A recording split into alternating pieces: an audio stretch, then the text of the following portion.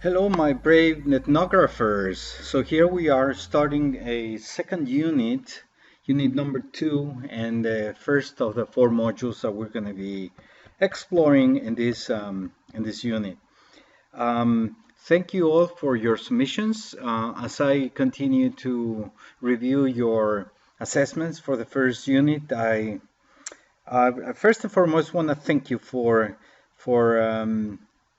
the energy that I can see in many of your responses and the willingness to work with me as we explore this new medium of communication and of teaching and learning, which is what we're doing with this online class. I know online classes have been there for a while, but I haven't done this that much, and some of the glitches that we've been facing, particularly the glitch with the problem solving issues, is one that I wanted to address. And again, on the one hand, I wanted to thank you for working with me, and secondly, explain to you why I think we've been experiencing these issues.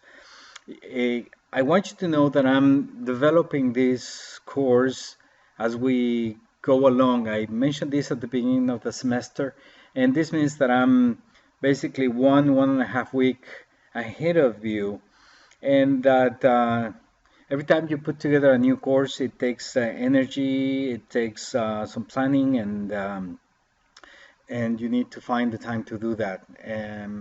In many ways, I have found online teaching to be more demanding than the regular one, because in the regular one you sort of prepare the session, you go there, you interact, and there you have it, right? Whereas in the online, you have to really prepare in advance and set all the elements online beforehand, and then you need to still be on top of things and make sure that you have a solid communication going. Stick to this. Pay attention to my email communications, which is my preferred way of communicating the things that are emerging. But I'm hoping that these introductions, lectures, and materials that I'm presenting to you, and particularly the readings, are tools for you to discover and think through many of these issues that we're exploring, that I think are just quite amazing and very relevant to the world that we're living in. And the more I read on these matters, the more I think that there's no way we're going to be able to do traditional ethnography any longer, because many of the things that are happening that affect our lives are happening mediated or because of these virtual spaces that we have created. So it's definitely, I see this as a new era in human development and human history.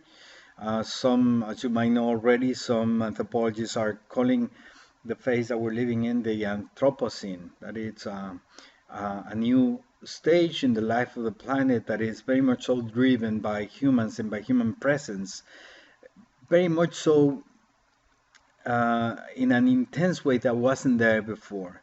So they found that from 1950 and on, we live a completely new era. Even geology is thinking of a new moment in the existence of the geological history of the planet that is being marked and affected by what humans do. And this is the what they call the arcosphere. So we have so modified the environment in which we live that it's no longer natural, it's man-made to a great degree. Even landscapes that, and I don't know if I have mentioned this before, but even landscape that we consider to be natural landscape. Think of Yosemite Park, or think of many of the natural spaces that we go out and then we are in touch with nature. It's been greatly modified by human presence. The meadows that we see in Yellowstone, the meadows that we see in Yosemite, were man-made, and so if you just look around wherever you are right now standing, and if you look out the window, everything that you can see has been man-made. So it's really staggering when you think of it. So we live this new era, and I think for us to be doing taking this course online and thinking about the virtual reality, it's really appropriate and an interesting and important reflection to be made as we move ahead in our lives. In the module that we are going to be exploring, and it's going to be the same mechanics as in other modules. I want to stick to the same mechanics. I'm first going to ask you to please explore the learning objectives so that you know what is it that I'm trying to accomplish. And of course, those learning objectives are the points that I'm going to be using at the end of the unit for the assessment, just like we did with your formal assessment for Unit 1, we're going to do the same. So it's important that you take a look and take note of the learning objectives. Then I will be presenting a lecture that has to do with the readings of the first 3 chapters of the book, Electronic Tribes, that we're going to be reading for this second unit. And then I'll present you with a few clips and materials and readings and elements to enrich your understanding of the topics that are at play in this unit, in this module and unit.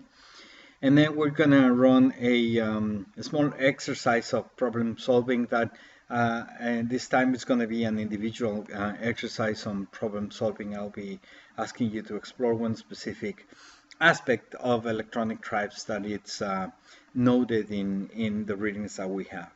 As usual, I'm asking you to please take the time to give me some feedback, even if you're not getting immediate feedback on your feedback. I'm accumulating all this feedback so that I can improve on this course, so that when I teach it again a year from now, it'll be a much more improved version of it.